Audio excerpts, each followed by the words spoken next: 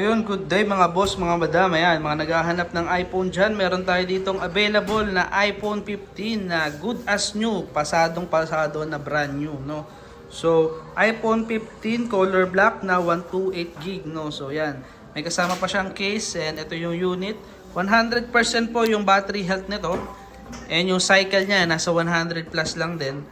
So, almost 3 months lang siya ginamit. And syempre, napakakinis pa nito, no? Para ka talagang bumili ng bago, no? So, SRP pala ng iPhone 15, 128 pag bumili kayo is 56,990 yan sa mall, no?